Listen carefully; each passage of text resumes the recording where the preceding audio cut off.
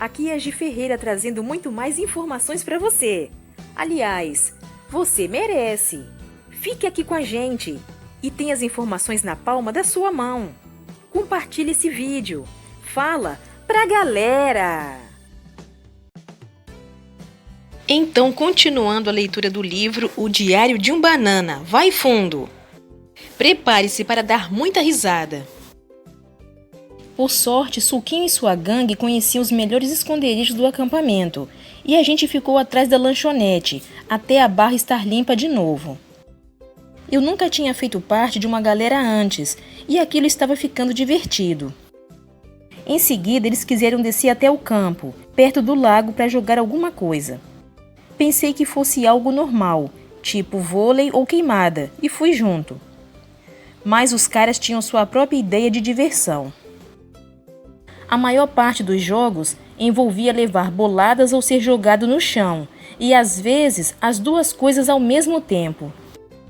A última coisa que jogamos foi corrente humana, em que todo mundo dá as mãos e tenta impedir o outro de passar. Mas era impossível barrar o Marcos Grande, então ficamos bastante machucados. Parecia que todos estavam prontos para finalizar o dia, mas aí uma coisa despencou do céu. Eram os adolescentes lá do morro, que estavam atirando melancias com a rede. A gente correu para se esconder no barracão, onde guardavam os caiaques. E foi lá que o Suquinho me explicou o que estava acontecendo. Ele disse que toda vez que ele e sua gangue usavam o campo, os adolescentes faziam um bombardeio de melancias. Seria muito melhor se tivesse me contado isso antes, de eu topar descer até lá. Mas o Suquinho disse que hoje ele e seus homens estavam prontos para o contra-ataque. Eles tinham escondido umas arminhas d'água nos caiaques e estavam com grande poder de fogo. Cada um escolheu uma, e como eu era um novato, acabei ficando por último. Não curti muito a ideia de combater um bando de adolescentes, então disse para os caras que a minha família devia estar me procurando. Mas o Suquinho falou que agora eu era um deles e que aquela briga era de todos. Eu deveria ter dado fora nessa hora, mas não queria decepcionar os caras. A gente se juntou em torno do Suquinho e ele mostrou seu plano. Alguém ia precisar servir de isca no lago, enquanto o restante da galera subiu o morro para pegar os adolescentes pela retaguarda. Ninguém quis ser voluntário. Então a gente fez uma votação e assim o Marcos Grande foi escolhido. Para mim foi bom, porque fiquei com a arminha dele. O Marcos Grande foi remando até o meio do lago e, como esperado, os adolescentes abriram fogo assim que o avistaram. Foi quando o resto de nós entrou em ação. A gente atacou com tudo que tinha e quando as armas ficaram vazias, os adolescentes estavam encharcados. Mas seria melhor se o Suquinho tivesse planejado o que fazer depois, porque só o que a gente conseguiu foi irritar aqueles caras. Eles nos perseguiram pela recepção e depois até a lavanderia. Pensei que fossem conseguir pegar a gente, mas aí o Marcos Grande reapareceu no momento perfeito. Com isso ganhamos um pouco mais de tempo, que usamos recarregando as armas na máquina de refri da lanchonete. O piloto pegou alguns tubos de ketchup e mostarda para aumentar nosso poder de fogo. Então, quando os caras chegaram, estava todo mundo pronto. E não sei se foi por causa do refri ou do ketchup, mas logo depois a lanchonete ficou cheia de abelhas. Corremos até o esconderijo que tínhamos usado mais cedo e fomos recuperar o fôlego.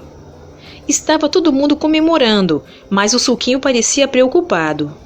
Ele disse que os adolescentes iam vir atrás de nós e que o diretor do acampamento ia ficar uma fera quando visse aquela bagunça na lanchonete. O piloto falou que a gente podia fazer um pacto para garantir que se um de nós fosse pego, não ia dedurar ninguém. E todo mundo topou. Mas a coisa se complicou na hora de definir o castigo para quem não cumprisse o pacto, porque cada um tinha uma ideia diferente do que podia ser. O Marcos Grande falou que quem não cumprisse o pacto ia atravessar um corredor polonês de macarrão de piscina, mas isso me pareceu pesado demais. O Marcos Médio falou que se alguém dedurasse, ia ter que usar a cueca na cabeça por um dia inteiro. Alguns queriam levar a coisa ainda mais longe. O Testa falou que tinha que ser a cueca do pai e passar em frente ao lugar onde ficam as garotas bonitas na hora do almoço. Então começaram a discutir se era melhor usar uma cueca limpa ou suja, e a conversa virou briga de novo. Mas fiquei contente com isso, porque me deu a chance de cair fora. Dia da semana, terça-feira.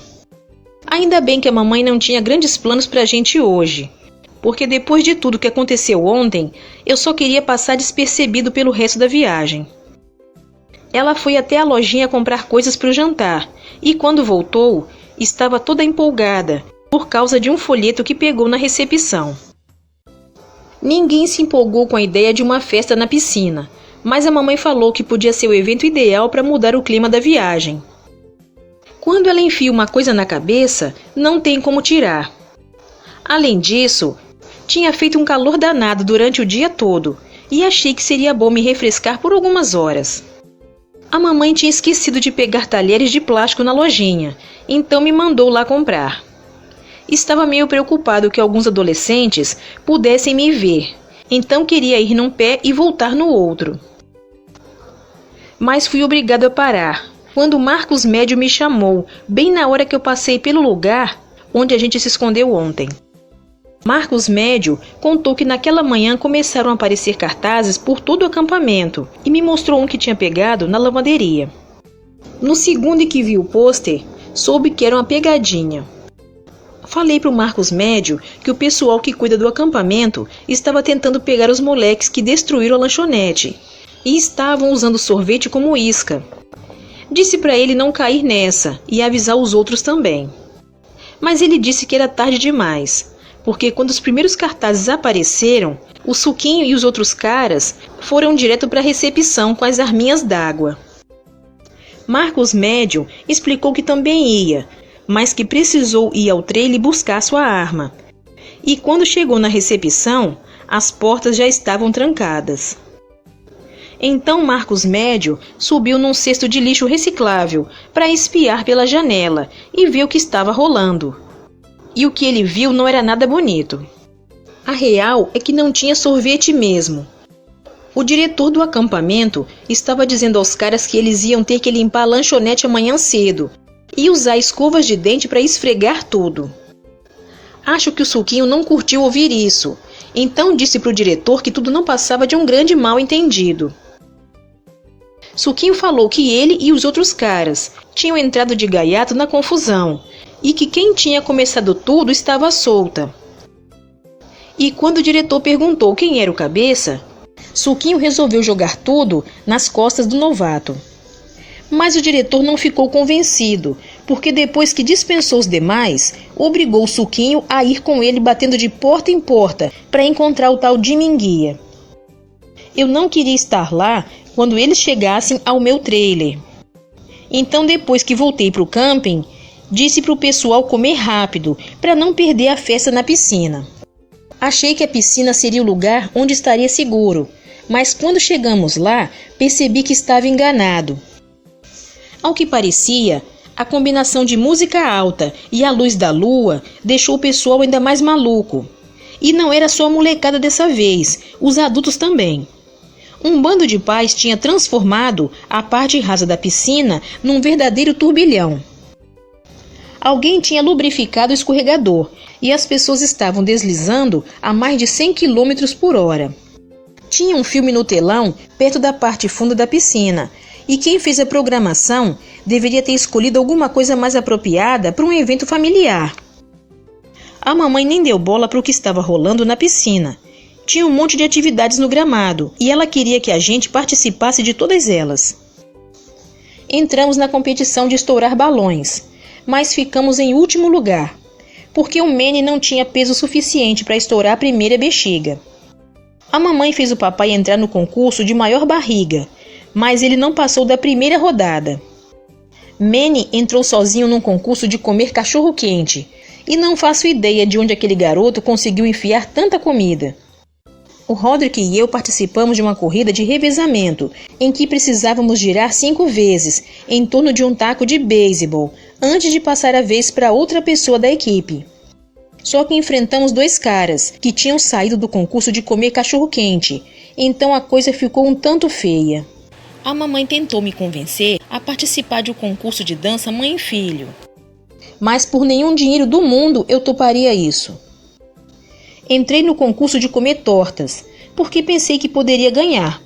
Só que ao mesmo tempo estava rolando uma competição de mergulho de barriga, e o meu lugar era o mais próximo da piscina. Por falar na competição de mergulho de barriga, acabou subindo gente demais um trampolim, que não tinha sido projetado para aguentar todo aquele peso. Depois que acabaram as atividades, a mamãe chamou a gente para entrar na piscina e dar uma nadadinha em família. A piscina estava lotada e ninguém conseguia nadar. As únicas pessoas que pareciam se divertir eram as que estavam nos colchões de ar. Só que não tinha mais nenhum sobrando, e quem tinha um não abriria a mão. Aí a mamãe viu uma boia enorme e desocupada no meio da piscina. Era tão grande que devia ter sido tirada de um pneu de avião ou coisa do tipo. Então nadamos o mais rápido possível para lá, antes que alguém a pegasse. A boia era tão grande que era quase impossível de subir, mas com um pouco de trabalho em equipe, nós conseguimos. Lá em cima descobrimos porque não tinha ninguém naquela coisa. Depois que fomos jogados da boia gigante, a mamãe decidiu que estava satisfeita da festa na piscina. E fiquei me sentindo meio mal, porque sabia que ela queria que a noite fosse especial. Já tinha um monte de gente indo embora, mas também apareceram os retardatários que estavam chegando à festa, e alguns deles eram bem familiares. O resto da minha família saiu da piscina, mas resolvi ficar esperto. Não sabia se aqueles adolescentes iriam me reconhecer ou não, mas era melhor não arriscar. Ainda tinha um monte de gente na piscina, então não foi difícil me esconder. Mas quando os caras entraram na água, ficou bem mais complicado permanecer fora do campo de visão. E a minha situação piorou ainda mais, com a chegada de 2 outras pessoas à festa. Eu sabia que o diretor do acampamento estava atrás de mim, então decidi fugir na minha única direção possível, que era para baixo. Mergulhei para o fundo da piscina e fiquei lá. Minha ideia era continuar lá embaixo, o quanto eu aguentasse. Eu já estava quase sem oxigênio, quando uma coisa esquisita aconteceu. Rolou um clarão, como se alguém tirasse uma foto com flash dentro da água. Depois todo mundo começou a sair da piscina. 10 segundos depois, não sobrou ninguém além de mim. E foi só então que eu voltei para a superfície. A primeira coisa que percebi foi a chuva, que caía para valer. Então um raio brilhou no céu, o que explicava por que o pessoal estava com tanta pressa de sair da piscina. Os adolescentes e o suquinho não estavam mais por perto, nem a minha família. Não queria mesmo ser eletrocutado, então cheguei à conclusão de que era melhor dar o fora dali também. Saí de perto da piscina para voltar ao trailer. Só que no escuro e na chuva, não estava sendo fácil encontrar o caminho. Então caiu um raio gigante, e pelo barulho que fez, pareceu ter acertado alguma coisa ali perto. Aí a sirene da recepção começou a tocar, o que só deixou tudo ainda mais estressante.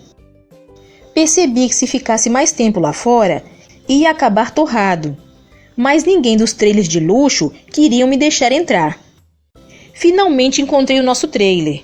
E quando abri a porta, vi que a família toda já estava lá.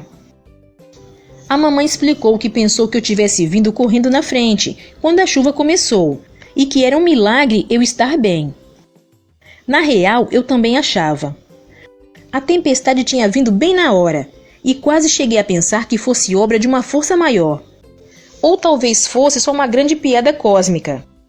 Porque se tem uma coisa que eu aprendi hoje, é que Deus tem senso de humor.